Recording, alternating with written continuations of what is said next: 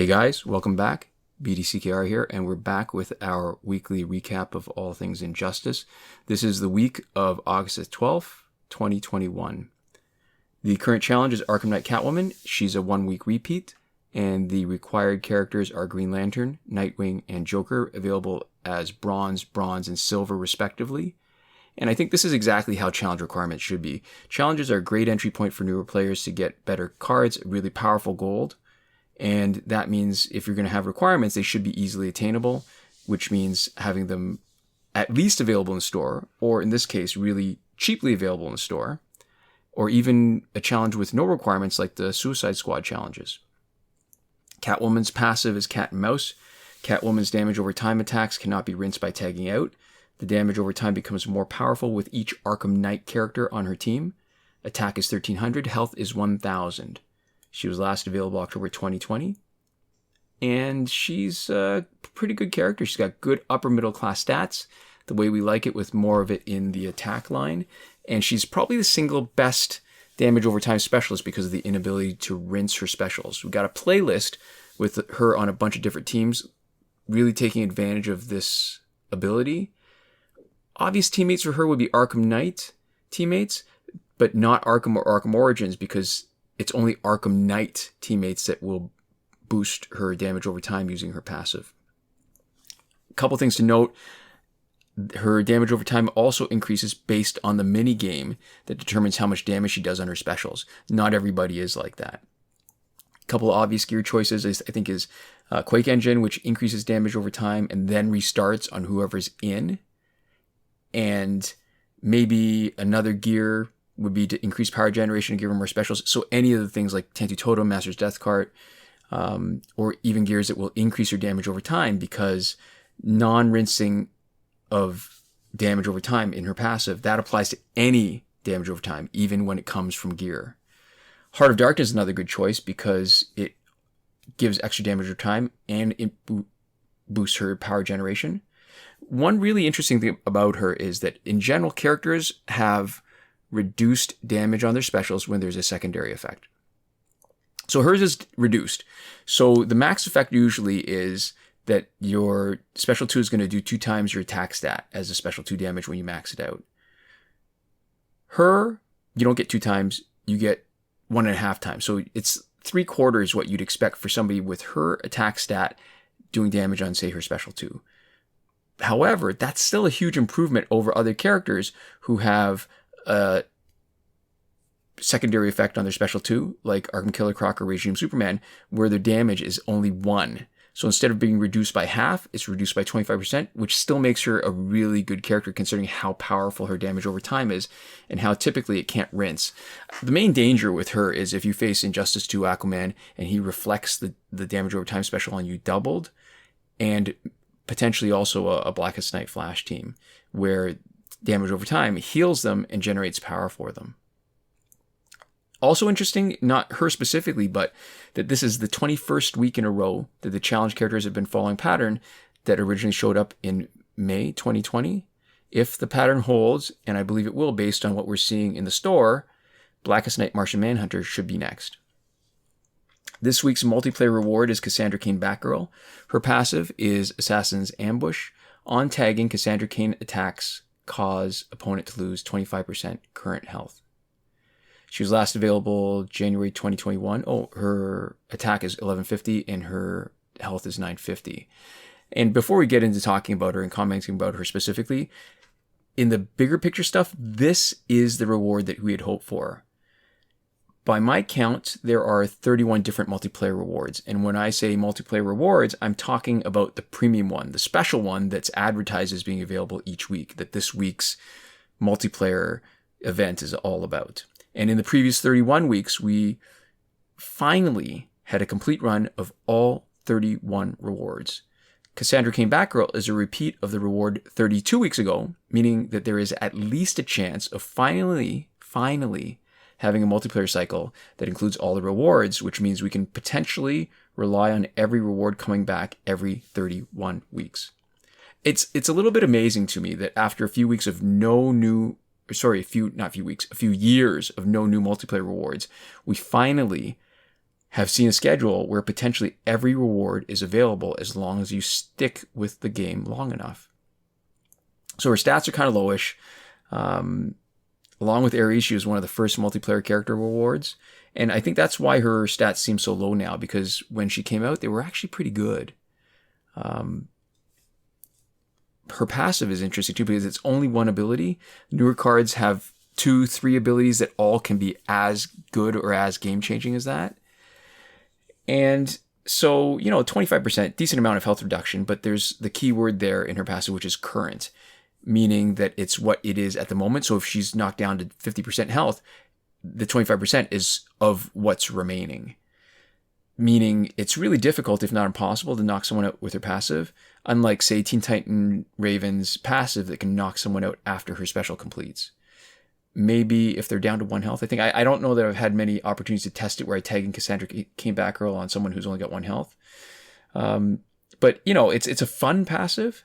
If you, say, give her Claw of Horus and have that tag in drop their health by another 10%, you're dropping a third of the opponent's health every time. She's fast. It's not always about passive. It's not always about stats. Her basic attacks are really fast, and I think they're faster than any other Batgirls in terms of basic attacks.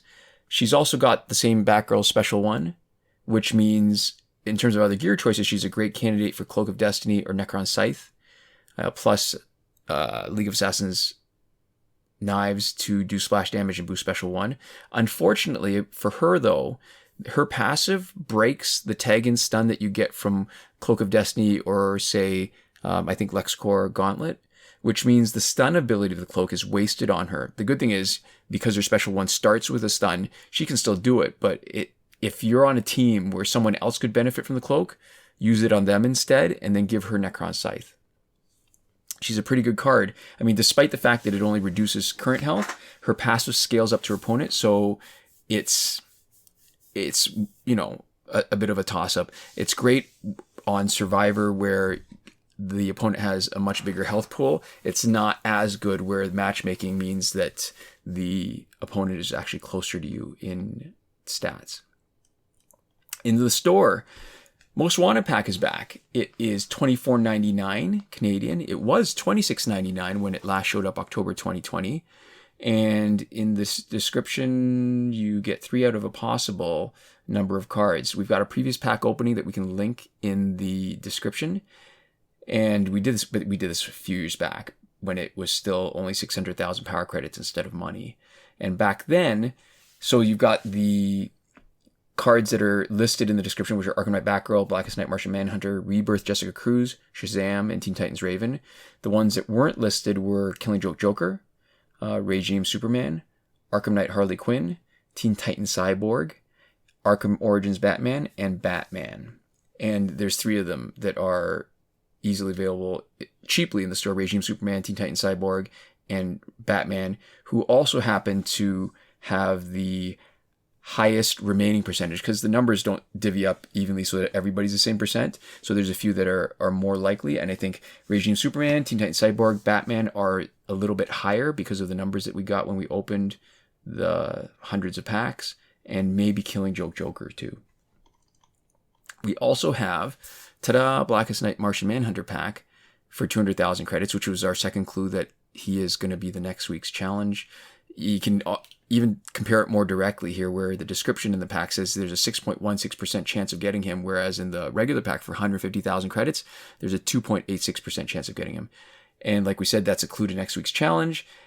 With the schedule, if it holds, then the week after him will be Arkham Origins Joker. We've done the analysis before. The summary basically is that if you only want him, then and nobody else in the challenge pack, then the pack is not bad. But if you want any others, the more of the other characters you want, the better you are just buying the regular challenge pack. And the Shazam Celebration pack is back. So it's 300 nth metal. You can see the description: celebrate the hero of Fawcett City with the higher appearance of metal or gold Shazam, Black Adam, Superman, or newer gold characters. This pack was last available 1st of July of 2021 and 10th of December 2020. So it looks like we are getting into a sort of mini cycle with the nth metal packs where we get Aquaman, Shazam, and then there'll be Joker one. So we'll see. Only they've stretched it out to 2 weeks instead of just one. Our Survivor is now the Suicide Squad companion gears until the 25th of August, 2021. Phantom Zone, despite what it looks like on our screen, because we've finished all 3 runs, it has 1 more week left. Fight 62 is still broken. Last weekend's breakthrough was Zatanna, Flash, and Solomon Grundy, which means next weekend is probably, or the coming weekend is probably Raven, Superman, and the Arkham Knight. There's a link in the description to a Reddit thread from Devlin16 that goes over the complete breakthrough cycle, and it's been pretty good since, I think, year and a half, 2 years ago, when they added all the last missing characters that hadn't been in breakthrough. Moving on, current glitches. Remember that every working glitch is explained in a video as part of the playlist that you can reach by clicking the eye in the top right corner of this video. We are Android only, and specifically Android 9, so we can only confirm these glitches for Android 9, although we'll have some comments about other operating systems later. And because you can go to those videos and there's a great tutorial, we're not going to really get into that first, starting with the not working glitches, because there have been some glitches that used to work and some glitches, or the idea of some glitches that people still want. We'll address those first. There is no working glitch for credits that we're willing to endorse. We talked about this in more detail in previous episodes, Season 6, Episode 9 of our P and Q and C and A and T videos. Main reason we don't endorse it is that there is a danger of having your account suspended. Glitch for getting repeated past multiplayer scene rewards is not working. To get them early in a way that is exploitable is also not working. Getting through Phantom Zone quickly, there's a strategy for it, but there's no glitch for it. And you need to watch the video if you want to use that free energy button. Used to be a glitch where you could just skip the video. And that's it. Working glitches. Okay.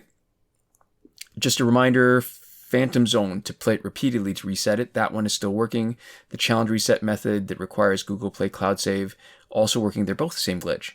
We confirmed it on the current Arkham Knight Catwoman challenge. The reason why we mentioned that, emphasize that, is that if you're resetting progress on one, you're resetting progress on the other. Don't inadvertently erase a bunch of progress that you didn't realize that you were going to lose if you're going to be using that glitch. If you're on Android 10, there is a glitch. Sorry, there's a comment from a viewer, Tanman Kakde, that we cut and pasted into the description about how if you're having trouble with downloading 1 gig of data every time you clear your app data, information about which files you can just move around so that instead of having to re-download it, you just bring it back into the right folder. And we've also got a comment cut and pasted from a viewer, Jonathan Yang, on how to reset the challenge on an iOS device. Of course, that's on Android 10 and iOS respectively, so we can't comment on whether they work, or we can't test whether they work, although we can comment that generally there's been good feedback about that. People have been saying that they're able to do it properly with the advice in that description. Breakthrough glitch, let you play repeatedly, still working. Airplane mode / refund glitch is still working.